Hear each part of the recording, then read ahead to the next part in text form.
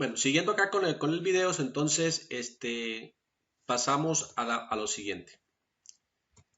Es importante dentro del proceso que de entender el funcionamiento del sistema operativo Linux es que cómo es que se ubican esos directorios. Por eso estoy haciendo referencia. Ojo, los directorios son fundamentales que se entiendan cuando se habla de Linux, ¿sí?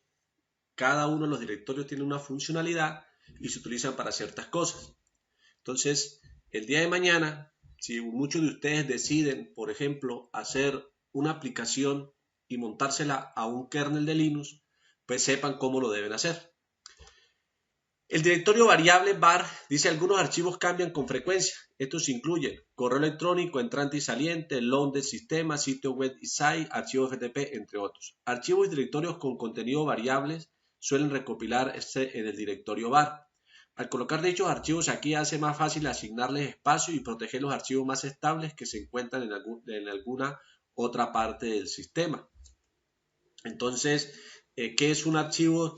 Los logs del sistema, ¿qué son? Es como la huella, por decirlo así, de los registros que se generan dentro de un sistema. Entonces, uno puede acceder a los logs para detectar, por ejemplo, una anomalía dentro de un servidor, ¿sí? Entonces, los logs le hacen detectar a uno, por ejemplo, digamos que uno tenemos un servidor web y es inusual que haya interactividad a las 3 de la mañana sobre el servidor, ¿sí? Entonces uno puede revisar el comportamiento en los logs de qué pudo haber ocurrido algo a esa hora, ¿sí? Si fue que alguien trató de hacer algún ataque informático o alguna anomalía. Entonces los logs son importantísimos para ese tipo de cosas. Entonces, ¿dónde los podemos encontrar? En la carpeta var. Cambio del sitio del comando cd. Entonces el comando cd dice los procesos pueden cambiar sus swd cuando sea necesario, ¿sí? Esto incluye que el shell del comando bash, lo cual proporciona el comando cd de inglés change directorio, cambio de directorio, para cambiar el directorio actual desde el intérprete de comando. Entonces si yo me quiero pasar de un directorio a otro, entonces ya sabemos cuál es el comando que vamos a utilizar. Entonces yo cámbiese de aquí para allá. Entonces si yo por ejemplo les pregunto a ustedes en una prueba, si quisiera cambiarme un directorio ubicado en tal, ¿cuál sería el procedimiento adecuado? Y ustedes sepan decir, los comandos son estos. CD y me paso para el directorio correspondiente.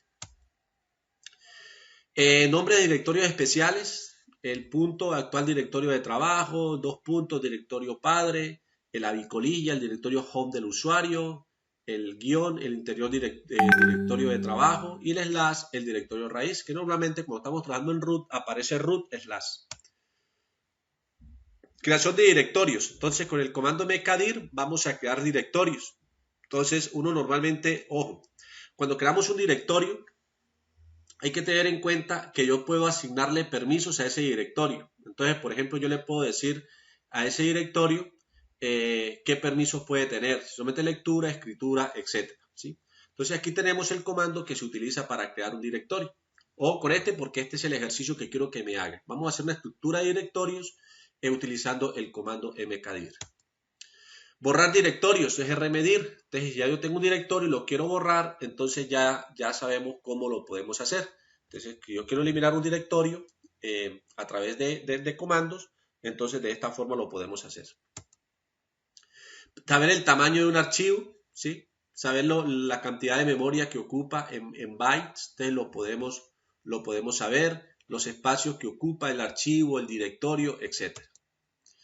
El comando, ver el contenido de un archivo con el concat. Entonces, concat nosotros podemos ver, si yo les digo a ustedes, ábranme un archivo, cuál es el comando que se utiliza, entonces ustedes deben saberlo.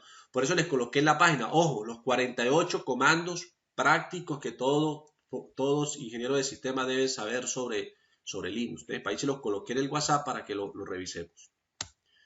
Bien, el comando head, entonces algunas veces todo lo que se necesita examinar un archivo es ver las primeras líneas del archivo. Entonces con este archivo, comando yo puedo ver la primera parte de él o la cabecera, porque comando head significa cabeza, la cabecera del comando, del archivo, perdón. El comando tile, ¿sí? Para completar header, el comando tile muestra las últimas 10 líneas de cada archivo a la salida estándar, ¿sí? Entonces podemos utilizar ese comando para ver las primeras líneas dentro de un archivo. Redireccionamiento de salida de los comandos y archivos. Entonces, ls y cat se ejecuta de su salida y se presentan en la terminal. La mayoría de los comandos que generan texto en la salida utilizan el concepto común de Unix denominado salida estándar. La shell bash permite a los usuarios redireccionar la salida de estándar a otros lugares. Por ahora vamos a aprender un caso más fácil, la utilización del carácter el mayor que para redireccionar la salida estándar de un archivo, ¿sí? Entonces, por ejemplo, mis archivos txt ls del shell bash para dirigir un flujo de stop down del proceso de un archivo, para agregar la salida de un comando de un archivo en lugar de sobreescribirlo, ¿sí? Entonces aquí tenemos un ejemplo. Entonces, mis archivos txt. El comando hecho, entonces, para imprimir alguna información que yo tenga dentro de un archivo, ¿sí? Entonces, el comando hecho toma cualquier texto que se teclee en una parte del comando y lo repite en la salida estándar, ¿sí? Listo. Entonces, hasta aquí vamos a revisar.